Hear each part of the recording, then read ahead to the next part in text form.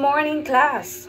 I hope you are doing well today. So before we begin, make sure you have your notes ready, as we'll be discussing a practical and essential topic that will definitely help you in your professional careers. So our topic for today is optional parts of a business letter. Well, you may already be familiar with the standard parts of a business letter, like the heading, inside address, salutation, body, and also the conclusion or the closing.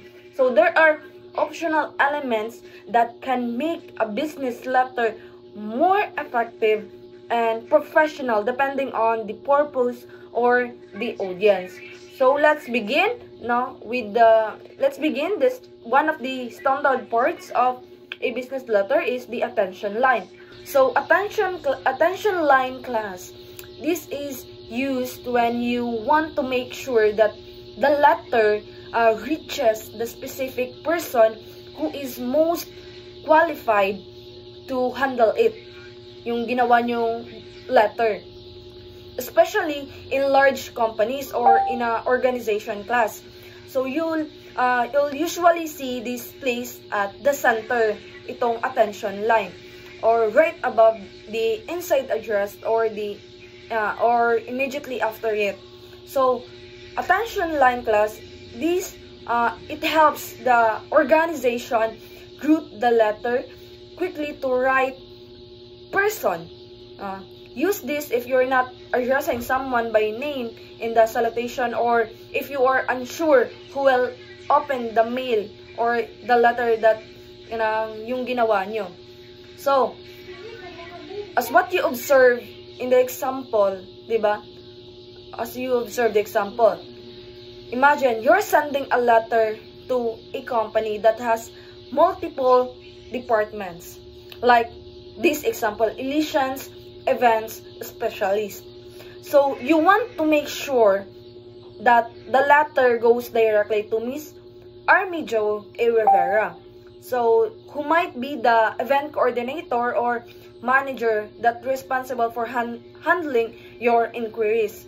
So by using attention, as like what you've observed in our example, Miss Armijo A. Rivera, you are telling the company that company's mail handler or receptionist that like please wrote this to her directly, even if the envelope just say Elysian Events Specialist. So attention line, class, it ensures it reaches to the right hands. No, it's itong attention line, class, it's especially very helpful when you are unsure who will open the letter, kung sino yung mag-open ng letter na sinend nyo. And you are writing, and also if you are writing to a general company address, or you want to speed up the process of getting your marriage to the right person, that is the attention line. So next part, class, of the parts of a business letter is the subject line. So subject line, class, this gives your reader an immediate idea of what the letter is about, or ano yung letter na ginawa mo, without having to read the whole thing first. So you can place the subject line, class, above or below the inside address. It can be flash left, centered, or even intended. So this subject line, class, it gives the reader an instant preview of the letter's purpose. If you're writing inquiry about wedding packages, it saves the time and helps them prioritize your letter. So let's say the recipient is managing 10 different event inquiries, or corporate parties, birthdays, or anniversary, or so on and so forth. So your subject line lets them quickly identify that yours is specifically about a wedding package. So let's say that you're inquiring about wedding package.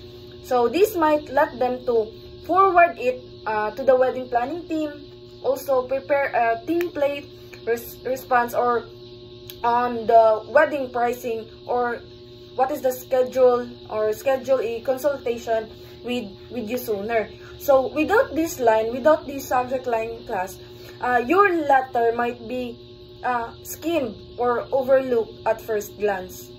So that is the subject line. So let's proceed to the next part. The next part is identification or reference initials.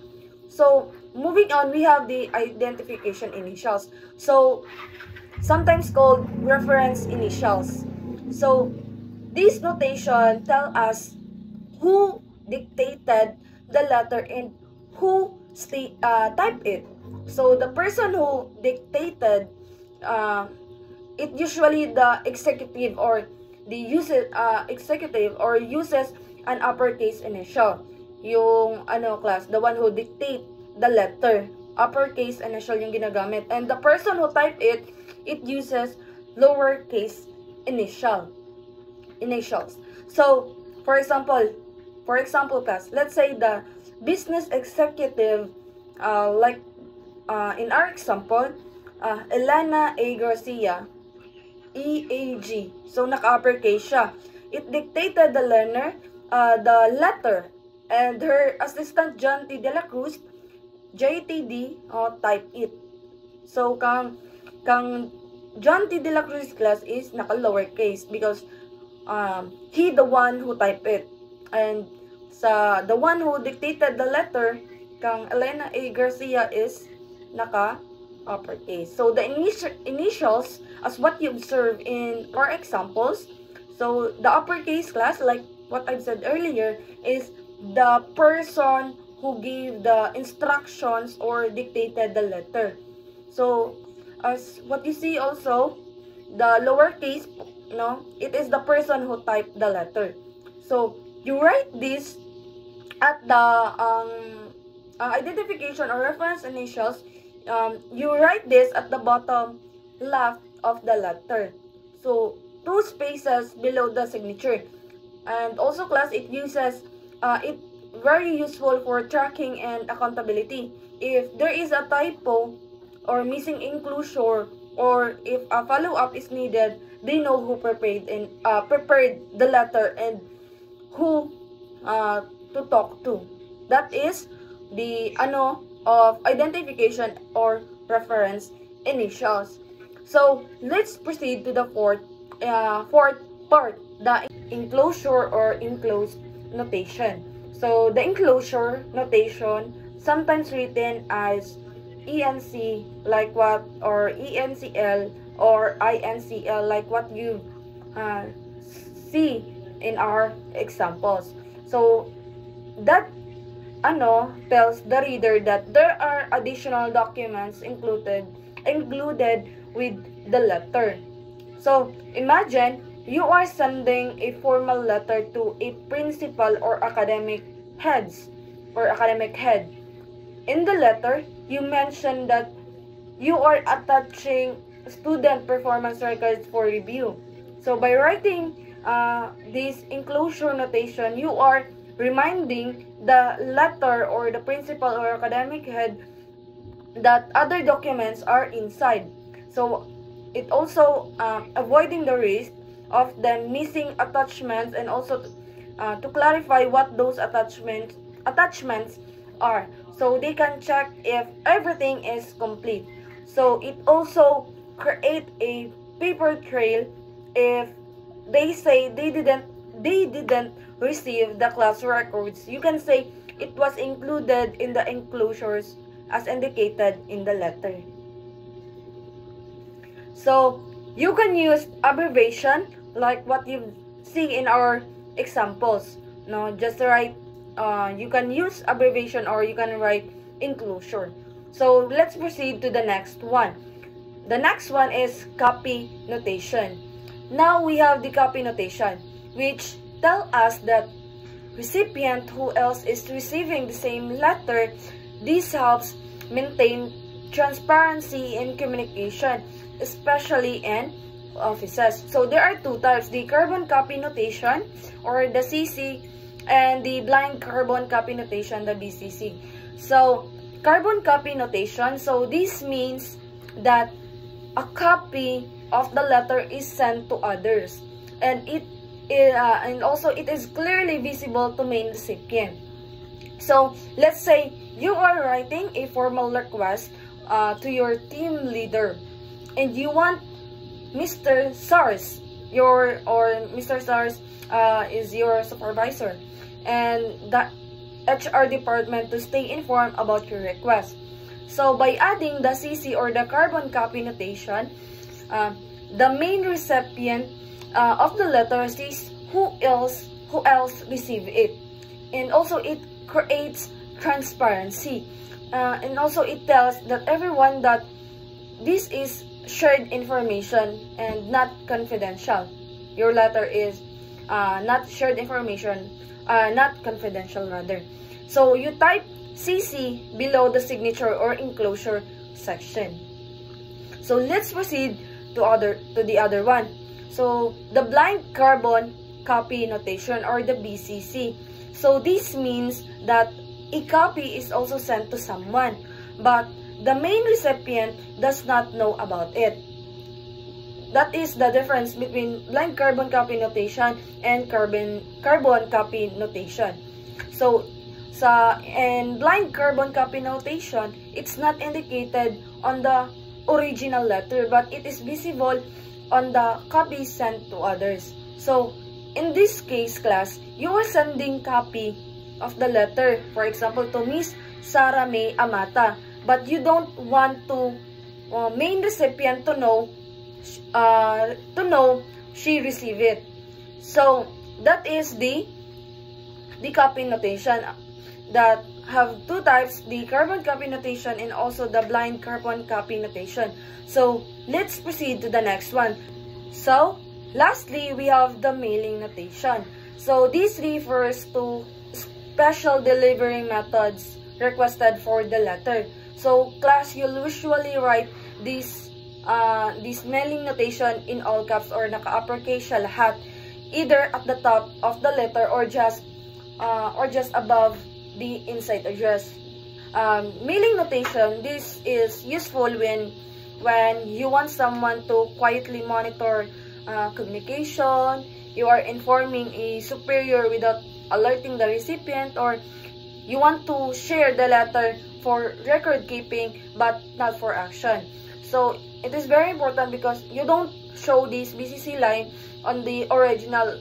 Only the duplicate copy sent to BCC recipient will have this. So mailing notation, class, it tells the postal service to handle the letter in a specific way.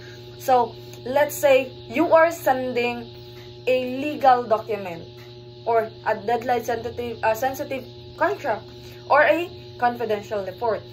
By using a mailing notation, class, you are marking the envelope and the letter to request. Like for example, sa airmail, if it needs to go abroad faster, you want to use airmail or registered mail if you want to proof of delivery, or special delivery if you want to be handled with urgency. So by using that mailing notation, class, you usually place this at the top of the letter or just before the inside address.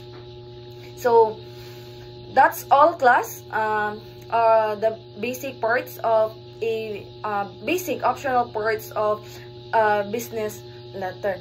That's our lesson for the day on the optional parts of a business letter. So class, as we've seen, no, these parts may be labeled optional, but in many cases, class, there are powerful tools in creating a letter that is clear, professional, and purpose-driven. So each notation, like what I've said earlier, whether it's the attention line, the subject line, or even the copy and mailing notations, it adds a layer of functionality and professionalism to our business or communication.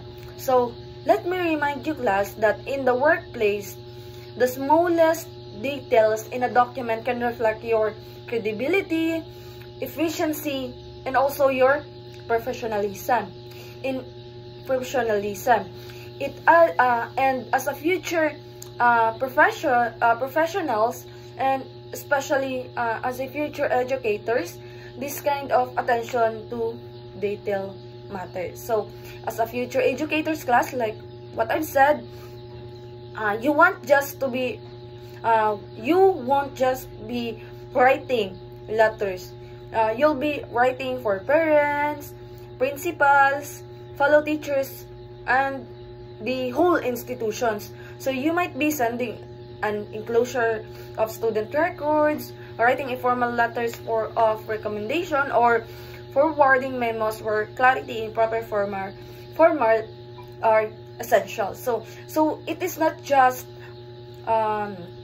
about knowing what to write, but also how to present it.